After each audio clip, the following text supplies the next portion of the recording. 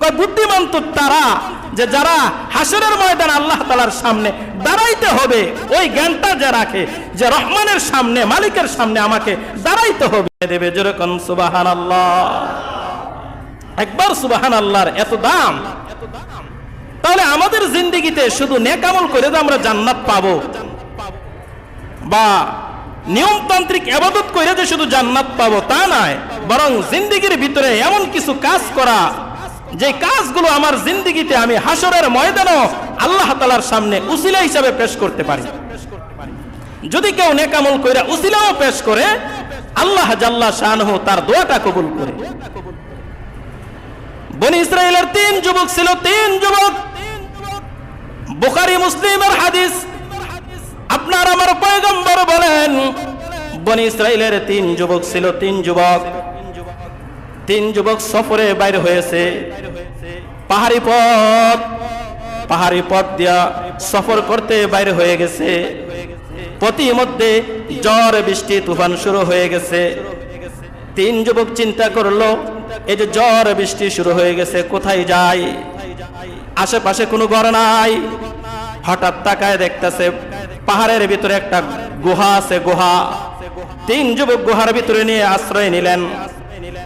গুহার ভিতরে আশ্রয় নিলে ঝড় তুফান এই পরিমাণে বেগে আর এই পরিমাণে জোরে আসতেছে।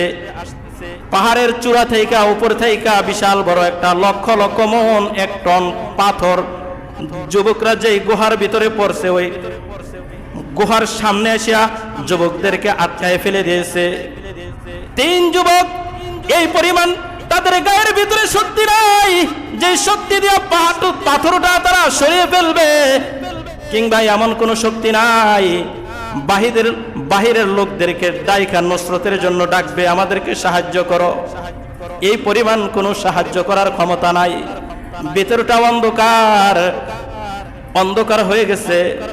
3 জন যুবক মিলে পরামর্শ করছে কি করা যায়। 3 জনে পরামর্শ কইরা সিদ্ধান্ত নিছে, ভাই জিন্দেগিতে এমন কোন নেক আমল আমরা করছি কিনা যে নেক আমলের উসিলা দিয়া আসমানের মালিককে খুশি করা যায়। এক যুবক বলতেছে, আমি আমার পিছনের ইতিহাস তাকায় দেখতেছে জিন্দেগিতে তার একটা নেক আমল আছে। নেক আমলটা হলো মা বাবার খেদমত। যুবক বলতেছে আল্লাহ, হাত তুইলা বলতেছে আল্লাহ, আমি ছিলাম মাঠের একটা রাখাল, ছাগল চড়াইতাম। প্রতিদিন মাঠের ভিতরে গিয়ে, জঙ্গলের ভিতরে গিয়ে ছাগল চড়াইতাম। সন্ধ্যা সময় আসতাম। সন্ধ্যা সময় আসার পরে ছাগল থেকে দুগ্ধ দহন করে ওই দুধ আমার মাকে খাওয়াইতাম, বাবাকে খাওয়াইতাম, তারপরে আমার ছেলে সন্তানকে খাওয়াইতাম, আমি নিজে খাইতাম, নিজের বিবিকে খাইতাম। আল্লাহ, একদিনের ঘটনা, ছাগল চড়াইতে আমার আসতে সন্ধ্যায় দেরি হয়ে গেছে। বাড়িতে আইসা আমি আমার নিজের বকরি থেকে ছাগলের দুধ দহন করলাম। দুধ দহন কইরা মার কাছে নিয়ে যাইলাম, বাবার কাছে নিয়ে গেলাম। তাকায় দেখি আমার মাও ঘুমায় গেছে, বাবাও ঘুমায় গেছে। চিন্তা করলাম মা বাবা দুজন ঘুমায় গেছে, এদেরকে ডাক দিলে এরা কষ্ট পাবে, ঘুম ভেঙে যাবে। ডাক দিলাম না, দাঁড়ায় রইলাম। আমার সন্তানগুলোকে আমার পায়ের কাছে এসে বলতেছে, বাবা ক্ষুধার কারণে আমরা আর সহ্য করতে পারতেছি না, দেন না একটু দুধ আমরা খাই।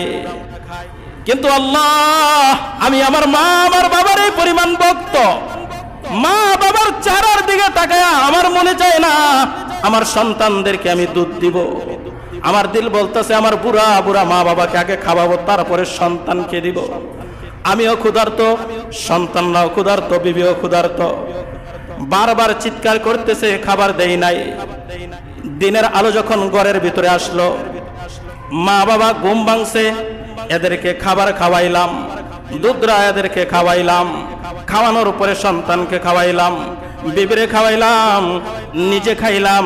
আল্লাহ, আমার এই নেক আমলটা যদি তোমার কাছে কবুল হয়ে থাকে, আল্লাহ এই দিন মা বাবার খেদমত করেছি, এই খেদমত করার ভিতরে দুনিয়ার কাউকে দেখানোর জন্য আমি খেদমতরা করি নাই, একমাত্র আল্লাহ আমার মা এবং বাবাকে খুশি করার জন্য আর আপনাকে খুশি করার জন্য করছি। আল্লাহ যদি আমার এই নেক আমলটা কবুল হয়ে থাকে, তাহলে পাথরটা একটু সরায়া দেন। পিছনের দুই যুবক আমিন আমিন বলতেছে।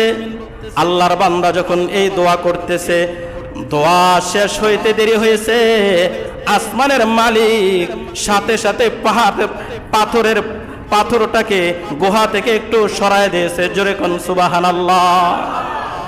কিন্তু এই পরিমাণ সময়, এই পরিমাণ পাথরটা সরছে, বাহির হবার মতন সুযোগ নাই। দ্বিতীয় যুবক দোয়া করতেছে, আল্লাহ জিন্দেগিতে আমারও বেশি নেক আমল নাই, কিন্তু আমার জিন্দেগিতে একটা নেক আমল আছে। আল্লাহ, আমার চাচাতো বোনের সাথে আমার সম্পর্ক ছিল প্রেমের সম্পর্ক। চাচাতো বোন আমারে শর্ত দিয়েছে, যদি এই পরিমাণ টাকা আমারে দিতে পারস, আমার সাথে মনের খায়েশাত পূরণ করতে পারবি। কিন্তু অবস্থাটা হয়েছে এমন, একদিন চাচাতো বোন বড় বিপদে পড়ে গেছে, আমার কাছেও টাকা আছে।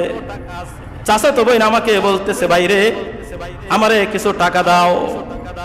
চাচাতো ভাই বলতেছে, টাকা দিতে পারি, শর্ত হলো আমার সাথে মনের খায়েশাত পূরণ করতে হবে। বোনটা এত কঠিন মুসিবতে পড়ে গেছে, যে মুসিবতের কারণে গোনার কাছে সে যাইতে হইতেছে, গোনার কাছে সে দড়া দিতেছে। মুসিবতটা এত কঠিন। যুবকটা তারে কয়েকটা টাকা দিয়ে দিল, 120 দিরহাম, কম বেশি যাওই দিয়ে দিছে। চাচাতো বোনের সাথে নিজের মনের খায়েশাত পূরণ করবে। হঠাৎ তাকায় দেখতেছে নিরিবিলি জায়গায় গেছে, চাচাতো বোনের কাছাকাছি চইলা যাবে। তাকায় দেখতেছে চাচাতো বোন চোখ দিয়ে অস্ত্র বাইর হইতেছে, পানি বাইর হইতেছে। ডাক দিয়া বলতেছে, বাইরে এ ভাই, ইত্তাকিল্লাহ ইত্তাকিল্লাহ, ভাই আল্লাহরে ভয় পাও, আল্লাহরে ভয় পাও। দুনিয়ার কেউ এই জায়গায় দেখতেছে না, একজন দেখতেছে। তিনি কে? জোরে বলেন। আল্লাহ। আল্লাহ দেখতেছে। ভাই যদি গুনার কাজটা আজকে আমাকে, এই গুনার কাছে তুমি এই গুনার কাজে শরীক হয়ে যাও, হাসরের ময়দানে আল্লাহর সামনে এই চেহারা নিয়ে কিভাবে আল্লাহর আদালতে দাঁড়াইবা? আমার বোনের কথাগুলো আমার কর্ণ করে পুষতেছে, শুধু কর্ণ করেই পুষতেছে না, আমার বোনের প্রতিটা কথা আমার দিলের ভিতরে আঘাত করতেছে, আঘাত করতেছে। ডাক দিয়া বললাম, বোন রে যা, যে টাকা আমার কাছ থেকে তুই নিয়েছিলি ওই টাকা তোরে দান করে দিলাম, হাদিয়া দিয়ে দিলাম, ছেড়ে দিলাম, টাকা লাগবে না, গুনার কাছ থেকে আমি সরে আসলাম।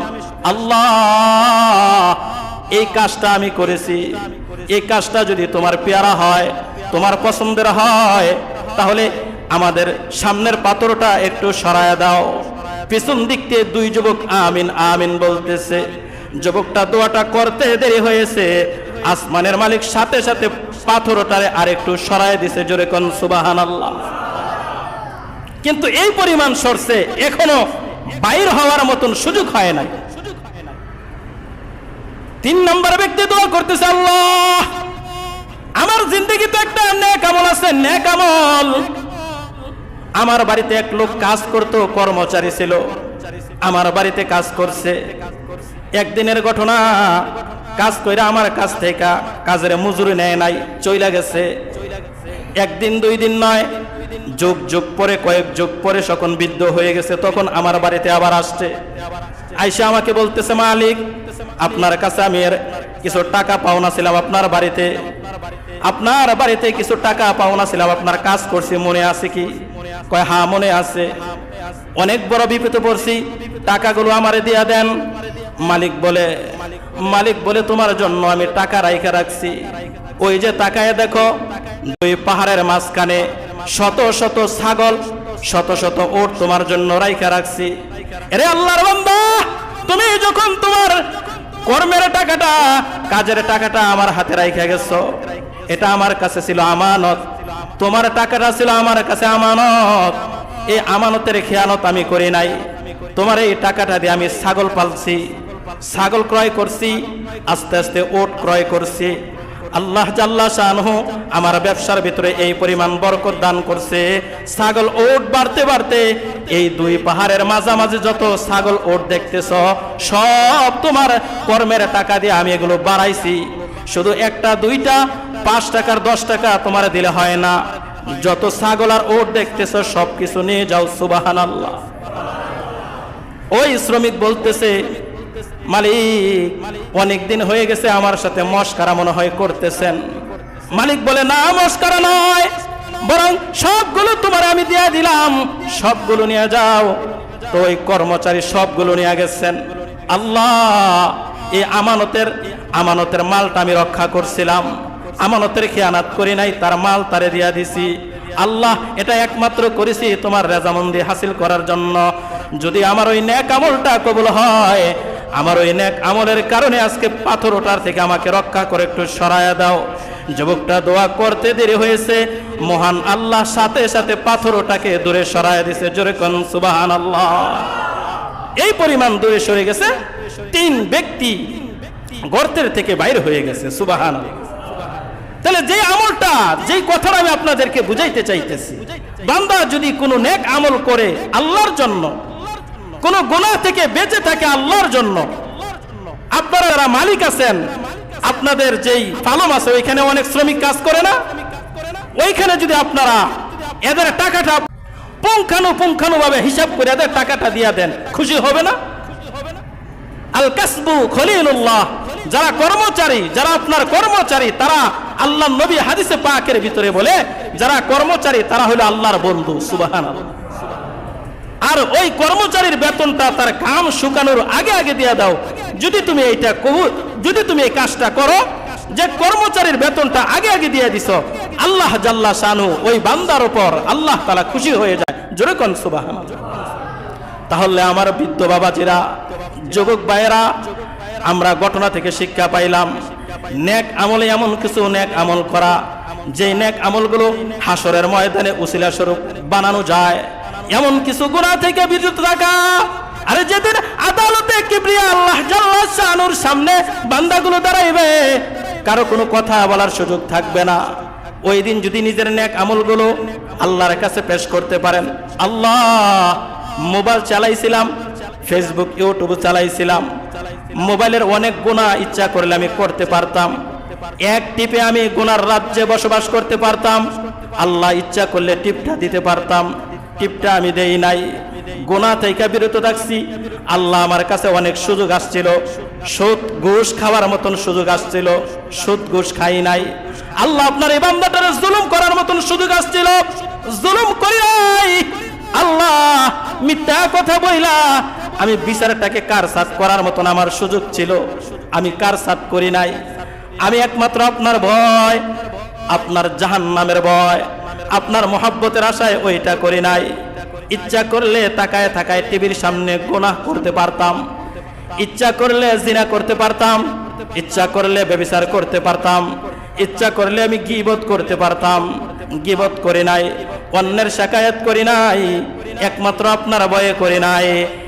এমন যদি কারো জিন্দেগির চিত্রগুলো থাকে, আল্লাহর ভয়ে নেক আমলগুলো করছে, গুনাহ করে নাই, আল্লাহর ভয়ে গুনাহ থেকে কেউ যদি বাইচা থাকে, তো আল্লাহ জাল্লা শানুহু বলে, শুধু এক জান্নাত নয়, আমি মহান আল্লাহ তারে জান্নাতান, তারে 2টা বড় বড় জান্নাতের মালিক বানায় দিব। জোরে কোন সুবহানাল্লাহ।